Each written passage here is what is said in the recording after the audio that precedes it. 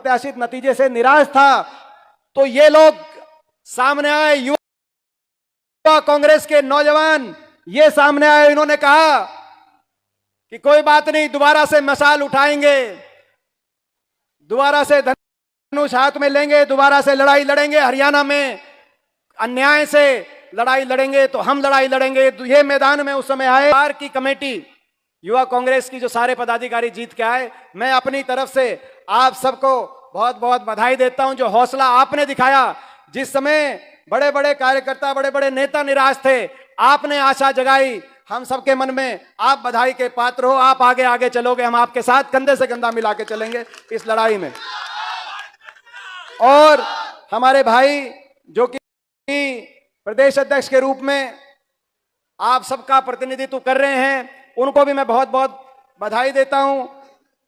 ये बड़ी जिम्मेदारी आपके कंधों पे आई है और मैं समझता हूं कि बहुत, या तो पहली बार या बहुत वर्षों में गुड़गांव में, क्योंकि गुड़गांव हमारा एक बहुत बड़ा केंद्र है हरियाणा का, ये जिम्मेदारी आई, तो आप उस जिम्मेदारी को अच्छे से निभाएंगे निश्चित, हमारा पूरा विश्वास है। और जैसे कहा अभी भाई उदय भानु ने कि पहला कार्यक्रम होता है, तो आज आपने बहुत अच्छा कार्यक्रम किया, उसके लिए बधाई। जो शपथ आपने ली है, ये बहुत आज के समय काल में, ऐसे समय में जब देश पर, देश के संविधान पर, देश के लोकतंत्र पे इस तरह से प्रहार किए जा रहे हों जैसे आज की सरकार कर रही है, जब हरियाणा के नौजवान का भविष्य अंधकार में इस तरीके से बनाया गया हो जैसे 10 साल 11 साल की बीजेपी की सरकार ने बनाया है, तो इस शपथ के बहुत बड़े मायने। ये केवल शपथ युवा कांग्रेस के संगठन में अपनी जिम्मेदारी निभाने की नहीं मानना, ये शपथ हरियाणा के भविष्य को बचाने की शपथ है। ये शपथ हरियाणा के नौजवान के भविष्य को बचाने की शपथ है। ये शपथ देश में लोकतंत्र को और देश में संविधान को बचाने की शपथ है। और ये शपथ देश में और प्रदेश में बदलाव लाने की शपथ है। और ये शपथ युवाओं के लिए सबसे महत्वपूर्ण है, क्योंकि जब भी देश पर इस तरह से, देश के प्रजातंत्र संविधान पे इस तरह से प्रहार किए जा रहे हों, तो युवाओं की जिम्मेदारी है। जब भी देश की आत्मा को कुचला जा रहा हो, तो युवाओं की जिम्मेदारी है। भगत सिंह जी ने जो अलग जगाई थी, आज वो अलग आपको और हमको अपने सीने में लेकर फिर निकलना पड़ेगा। आपने देखा देश में क्या खेल चल रहा है और प्रदेश में क्या खेल चल रहा है। राहुल जी ने परसों जब अपनी प्रेस वार्ता करी, तो आपको याद होगा उस प्रेस वार्ता में जब उन्होंने किस तरीके से चुनाव आयोग चुनाव की प्रक्रिया को प्रभावित करने का काम कर रहा है, जब वो सारी बात बताई, तो उदाहरण के रूप में एक प्रदेश का उन्होंने नाम लिया, जहां उन्होंने कहा कि मात्र 22,000 वोट से जो प्रदेश, वो हरियाणा प्रदेश का नाम लिया था कि नहीं लिया था, हरियाणा प्रदेश का नाम, अकेला आपके प्रदेश का नाम लिया। तो आप अंदाजा लगा सकते हैं कि आज देश में क्या खेल चल रहे हैं और उन खेलों के से आज क्या और प्रदेश में क्या हालात है, मुझे आपको बताने की जरूरत नहीं।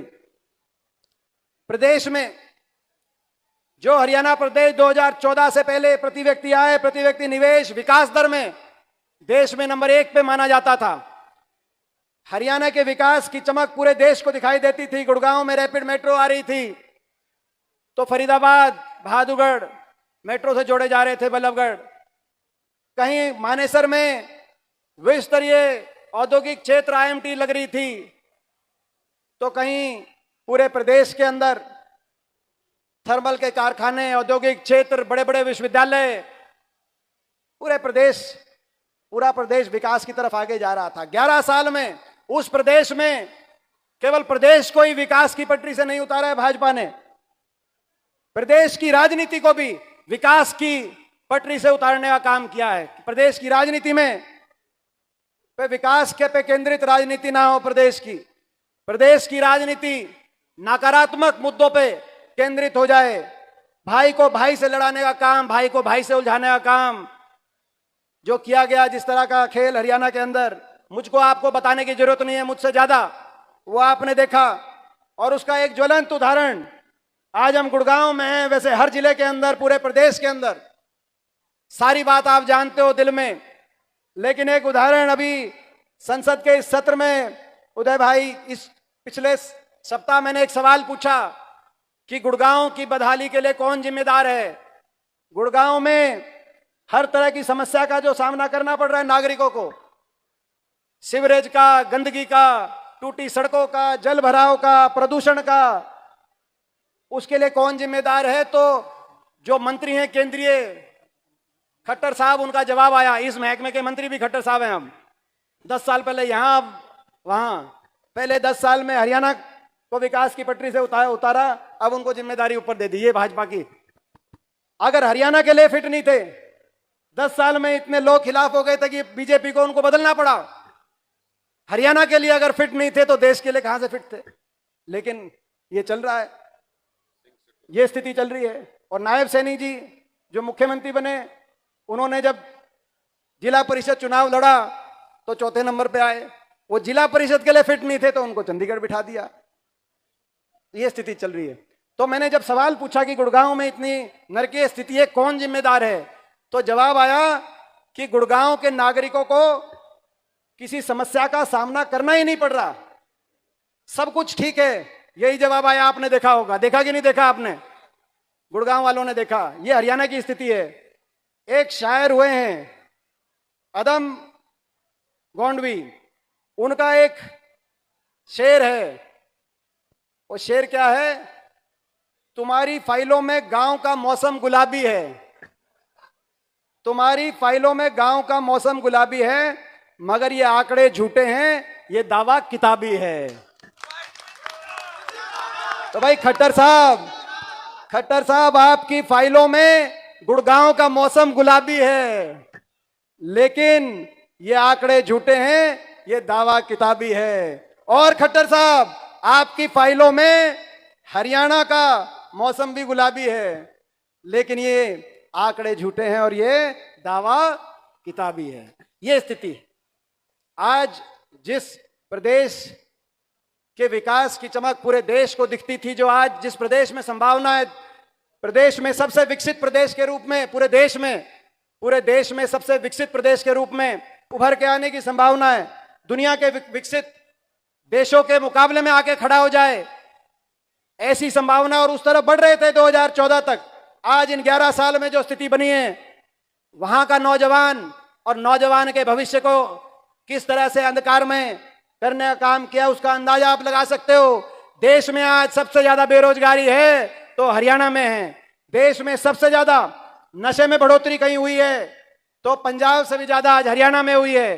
देश में सबसे ज्यादा पेपर लीक कहीं हुए हैं तो हरियाणा के अंदर हुए हैं। और देश में सबसे ज्यादा कहीं का नौजवान घर बार बेचकर पलायन की तरफ अगर मजबूर हुआ है, दूसरे देशों में जाकर अपने भविष्य को खोजने में कहीं का नौजवान अगर मजबूर हुआ है तो हरियाणा में हुआ। यह अन्याय हरियाणा के साथ हुआ है, यह अन्याय हरियाणा के साथ हुआ, हरियाणा के नौजवान के साथ हुआ। और इसीलिए लड़ेंगे। लड़ोगे कि नहीं लड़ोगे? कौन कौन लड़ेगा? हाथ सारे खड़ा कर रहे हैं, 2-2 हाथ खड़े कर रहे हैं। उदय जी, हमने कहा ही नहीं हाथ खड़े करो, भावना देखो आप। हमने नहीं कहा कि हाथ खड़े करके बताओ कौन लड़ेगा, और हमने ये भी नहीं कहा कि 1 खड़े करो कि 2 खड़े करो। आप सभी हाथ खड़े कर रहे हैं तो लड़ाई लड़ेंगे। लड़ाई लड़ेंगे। 1 साल इनको हो गया, लड़ाई लड़ेंगे। जो इन्होंने जिस तरीके से चुनाव की प्रक्रिया को प्रभावित करके किस तरीके से जीतने का कार्य किया हरियाणा को, महाराष्ट्र को और देश में लोकसभा को भी जो बताया गया है, तो लड़ाई तो लड़नी पड़ेगी। प्रजातंत्र को बचाने के लिए लड़ाई लड़नी पड़ेगी। और जब से बयान आया राहुल जी का, मैं देख रहा हूं, तब से भाजपा को बड़ी तिलमिलाहट हुई है। हरियाणा में भी बड़ी तिलमिलाहट हुई है। एक मंत्री है इनके, अरविंद शर्मा जी का बयान आया, आपने देखा होगा कि ये तो राहुल जी ने कोई नई बात नहीं बताई। रोहतक में 1-1 आदमी की 4-4 वोट है। अब मैं समझा ये 2019 में कैसे जीते थे अरविंद शर्मा, अब समझ में आई। क्योंकि अगर किसी आदमी का नाम बताए तो नाम बताओ जिसकी 4 वोट हैं। अगर पार्टी पता है, अगर कांग्रेस की किसी आदमी की मिलती तो अभी तक तो बहुत शोर मचा देते। जब रोहतक लोकसभा क्षेत्र से लोगों ने इस बार उनको 4.25 लाख वोट से वहां से कांग्रेस पार्टी को जिताने का कार्य किया, मुझे आशीर्वाद दिया। अगर इनको एक आदमी की मिल जाती 4 वोट तो अब तक तो बहुत शोर मचा देते। तो यानी कि ये बीजेपी वालों की 4-4 वोट बना रखे हैं जो अभी तक चुप थे, लेकिन अब असली सच्चाई जबान पे आ गई। हरियाणा प्रदेश में आप लोगों ने कोई कमी कसर नहीं छोड़ी। पिछले विधानसभा चुनाव में साथ देने में, लड़ाई लड़ने में, और आज तक के इतिहास में जब से हरियाणा प्रदेश बना है, विधानसभा चुनाव 15 हुए हैं, 15वीं विधानसभा है। 15 विधानसभाओं में लगभग सबसे ज्यादा कांग्रेस को मत प्रतिशत मिली तो 2024 में, पिछले साल मत प्रतिशत मिली 15 विधानसभा चुनाव में। और लोकसभा चुनाव में भी 1984 के बाद दूसरे नंबर पे लोकसभा के 16 चुनाव हुए हैं जब से हरियाणा बना है। 1984 के बाद दूसरे नंबर पे अगर सबसे ज्यादा अधिक मत प्रतिशत कांग्रेस पार्टी ने अर्जित करी तो पिछले साल मत प्रतिशत अर्जित करी। तो यानी कि लोगों का मन साफ था, जनभावना बदलाव चाहती थी, हरियाणा को विकास की पटरी पे लेके जाना चाहती थी, लेकिन उस जनभावना को चुराने का काम, उस जनभावना को धोखा देने का काम किया। इसीलिए राहुल जी की इस लड़ाई में आप और हम मिलके डट के उनका साथ देंगे। हरियाणा में भी हम सारी बात चेक कराएंगे। अभी अरविंद शर्मा जी का जो बयान आया है, अरविंद शर्मा जी के बयान के बाद एक एक विधानसभा की सारी वोटर लिस्ट हम चेक कराएंगे। कौन से बीजेपी के कार्यकर्ता की 4-4 वोट बनी हुई थी, क्योंकि जब चुनाव आयोग भी इनका था, दिल्ली भी इनकी थी, चंडीगढ़ भी इनकी थी, तो आप समझ सकते हो वोट भी किसकी बनी होगी। तो ये सारी लड़ाई लड़ेंगे और उसकी शुरुआत आज से यहां से हम कर रहे हैं। बिगुल आपने बजाई युवा कांग्रेस ने। मैं सारी युवा कांग्रेस को एक बार फिर बहुत बहुत बधाई देता हूं, अपने भाई निशित को और सारी टीम को शुभकामनाएं देता हूं। और पिछली टीम आप देखो, पिछली युवा कांग्रेस की टीम चाहे केंद्रीय स्तर की हो, हमारे भाई अमित यादव बैठे हैं, हमारे भाई वर्धन यादव बैठे हैं जो केंद्र में थी, राष्ट्रीय कार्यकारिणी में जो लोग थे, धीरज बैठे हैं, चाहे प्रदेश की टीम रही हो, दिव्यांशु बैठे हैं, उससे पहले सचिन कुंडू बैठे हैं, सारे सभी बैठे हैं। आपने देखा जिसने, भाई संजय छोकर बैठे हैं, जहां जहां भाई जस्सी भी युवा कांग्रेस में था, जनरल सेक्रेटरी था, अब एमएलए बन गया तो इसका मतलब नहीं, नाम नहीं लेंगे, तो युवा कांग्रेस में जनरल सेक्रेटरी था राजेश जी भी, तो ये सारे बैठे हैं। आपने जहां इस प्लेटफॉर्म का, जो उदय जी ने कहा, इस प्लेटफॉर्म का सदुपयोग करके अगर आप लड़ाई लड़ोगे तो आपके लिए लड़ाई लड़ने में हम पीछे नहीं हटेंगे। जैसे आपने देखा इन लोगों के लिए हमने लड़ाई लड़ी, इनमें से बहुत से विधानसभा में पहुंचे, बहुत से विधानसभा में के द्वार तक तो पहुंचे, बहुत अच्छा चुनाव लड़ा, बहुतों को टिकटें मिली, जिनको टिकट नहीं भी मिली वो भी हमारे लिए उतने ही अनमोल हैं, क्योंकि सभी मिलकर लड़ाई सबने लड़ी थी। तो आप जितना अच्छा लड़ाई लड़ोगे, हम आप उससे ज्यादा आपके लड़ाई लड़ेंगे। ये आश्वासन हमारी तरफ से, उदय जी की तरफ से, चौधरी उदय भान जी की तरफ से, हमारी तरफ से आश्वासन देते हुए एक बार, आज चुनाव आयोग ने गुड़गांव में भी बहुत घोटाला किया, कह रहे हैं सारे हरियाणा में किया। गुड़गांव में तो बीजेपी ने गुड़गांव को तो घोटालों का गुरुग्राम नहीं, घोटाला ग्राम बना दिया। ये स्थिति बन गई। जो काम हुए थे गुड़गांव में वो अपने टाइम में हुए थे, उसके बाद बताओ कौन सा काम हुआ। रैपिड मेट्रो देश की पहले आई, गुड़गांव में आई, डिफेंस यूनिवर्सिटी बनी, गुड़गांव में बनी, गुड़गांव यूनिवर्सिटी हमारे समय बनी, मानेसर में विश्व स्तरीय आईएमटी का अगर स्थापना और उसका विस्तारीकरण किया गया तो हमारे समय किया गया। ईएसआई अस्पताल अगर बना, मेडिकल कॉलेज तो हमारे समय बना गुड़गांव में। गुड़गांव फरीदाबाद 4 लेन बनी तो हमारे समय में बनी। आपने देखा केएमपी अगर बनी तो हमारे समय में बनी। गुड़गांव एक्सप्रेसवे, ये 4 लेन दिल्ली से लेकर ये सारा अगर विकसित किया गया तो हमारे समय किया गया।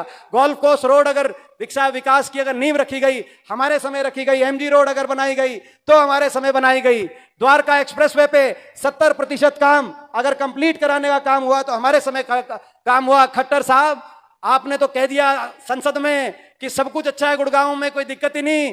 तो गुड़गांव में क्या एक काम हुआ आप बताओ पिछले 11 साल में गुड़गांव की जनता को? आपको ही बताना पड़ेगा, प्रदेश में भी बताना पड़ेगा। तो भाई ये कह रहे एक काम किया कि रोड में, इनके भी बता देते हैं, एक काम किया रोड में गड्ढे किए, दूसरा काम किया सिविल हॉस्पिटल तोड़ दिया, 11 साल से सिविल अस्पताल नहीं बना। तीसरा काम किया 11 साल से बस स्टैंड नहीं बना। बताओ बनाओ तो बताओ, गुड़गांव के सारे बैठे यहाँ पर। चौथा काम किया, भाजपा ने गुरुग्राम को कूड़ा ग्राम बना दिया, इतनी गंदगी जो गुड़गांव में। पांचवा काम किया, मिलेनियम सिटी जो हमारे समय बनी थी, फॉर्च्यून 500 कंपनीज आई थी यहां पर, आज वो कंपनियां पलायन कर रही हैं, वो मिलेनियम सिटी सिंक सिटी बन गई। बारिश हुई पीछे, जल भराव में एक दिन में 5-5 लोगों की, 7-7 लोगों की जान चली जा रही है, कोई गड्ढे में डूब रहा है तो कोई करंट से मर रहा है। ये गुड़गांव में आपके काम है, ये गुड़गांव के हाल हैं। तो खैर गुड़गांव पे ज्यादा, हाँ एक चीज ये ठीक कह रहे हैं, हम बात को अपनी थोड़ी सी संशोधित करते हैं। हम कह रहे कोई काम नहीं किया इन्होंने, भट्ठा बिठा दिया गुड़गांव को, लेकिन एक काम किया है, ऐसा भी नहीं है कोई काम नहीं किया, एक काम किया इन्होंने गुड़गांव में बीजेपी का गुरु कमल, बीजेपी का बहुत बड़ा कार्यालय बनाया, मल्टी स्टोरी, 5 स्टार जैसा बनाया कि नहीं बनाया है। तो ऐसा मत कहना मत किया है। तो ये सारी बातें हैं। तो भाई इन्हीं शब्दों के साथ आपको एक बार बधाई, और हम उम्मीद करेंगे ट्रेलर आपने अच्छा दिखाया है, पिक्चर भी पूरी अच्छी दिखाओगे, मगर ट्रेलर भी पूरा नहीं हुआ अभी, ट्रेलर पूरा नहीं, केवल प्रोग्राम से काम नहीं चलेगा, अभी खाने का ट्रेलर भी देखेंगे, कितना अच्छा खाना खिलाएगा। टीम को बहुत बहुत बधाई।